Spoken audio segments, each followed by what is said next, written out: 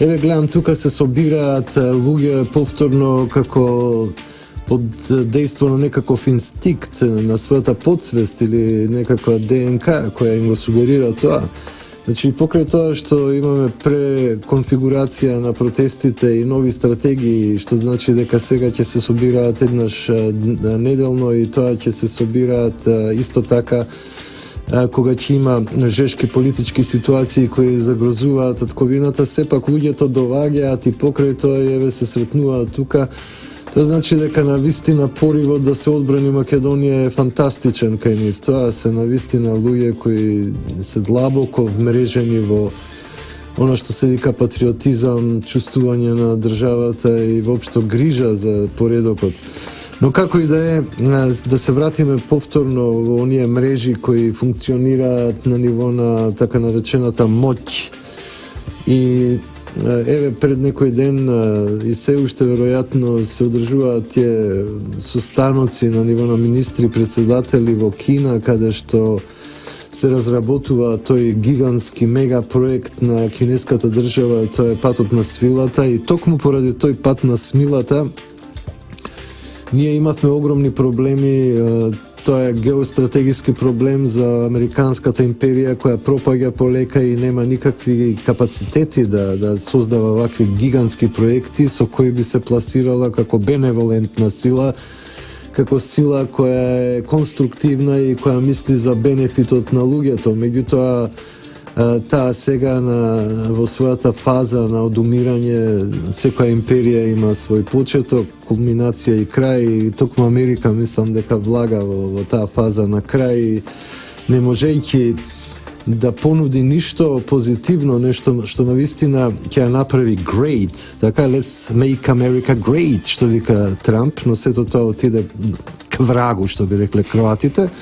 И сега имаме ситуација кога една империја која е нели на залезот на својата моќ почнува да обструира за да не им дозволи на другите потентни општества да создаваат нови попрогресивни и покорисни системи за луѓето и проекти и све што треба нели за да се создаде еден Commonwealth меѓу народите. Во секој случај ние сме жртви на таа геостратегиска игра, на таа немоќ на американецот да понуди нешто квалитетно, па станува зол, гангстерски настроен и ја гледаме најгрдата фаза од оваа некогаш успешна и импресивна империја. Но во секој случај ние не се грижиме многу што ќе биде со американската империја, затоа што имаме гигантски проблеми тука во нашата држава која е под закана. Под закана, како што рече Маријан Камиловски, на комуњарската окупациона сила. Значи, мора да се соочиме со фактот дека сме под албанско-комунистичка окупација, кај што окупаторот се пратениците од албанското малцинство, кој на нелегален начин избрава председател на парламентот, кој е поддржан од Европската Унија, од тие нивните амбасадорчичи кои... И од Брусли? И од Брусли, да, нормално. И колаборационистот, односно петоколонашот, тоа е господинот Зоран Заев. Он е најнебитен во целата ситуација, обичен клаун. Expendable. Он е, за жал, човекот кој ќе биде пуштен низ вода и кој ќе плати веројатно ултимативната цена на својата бескрупулозна авантура. Меѓутоа он е профилиран као таков, значи избран е као што големиот моден дизајнер кој сакаше да го елиминира својот конкурент, се обидуваше да најде атентатор кој ќе биде хипнотизиран, нели?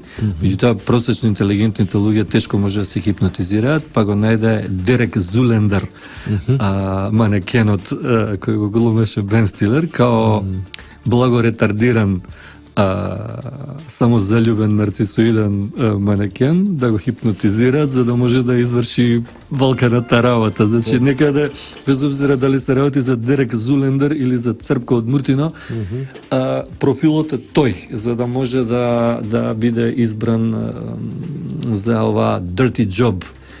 што би ја нарекле, нели, локална работа околу Македонија, и само таков човек може да ја одработи таа работа, затоа што тоа е тоа.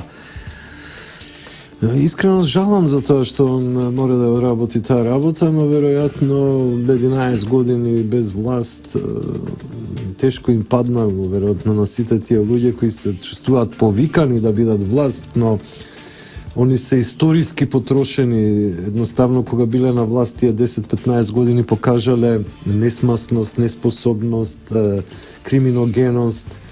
Дури и она неколку пати удриле по интересот, круцијалниот интерес на сопствениот народ, што ги прави велепредавници. Но правната држава никогаш не реагираше. Веројатно рацете и беа врзани од Deep State-от, така како што гледам. Да, значи со овие настани што се случува, јасно ни стана дека и кај нас постои Deep State, и тој Deep State, реков, е длабоко инфилтриран у безбедносните структури. Од таму може да функционира и конкретно да делува. Значи, ова што ние као, не знам, слободоумни интелектуалци може да го бамбуриме овдека, у суштина има многу мало реално влијание у така наречената реал политика. Значи, она што реално има влијание, тоа е кога некои батки ќе дојдат и ќе им се заканат и ќе мора да ретарираат некои луѓе, као што се дел од активистите на Заедничка Македонија, кои беа под ненормален притисок. Исто така би сакал да искористам оваа прилика да апелирам до адвокатите во Република Македонија, че сите луѓе кои се прогонувани по основ 27 по повод настаните на 27 април да се организираат и тие луѓе да бидат застапувани про боно, затоа што они у овој момент немаат никаква правна заштита.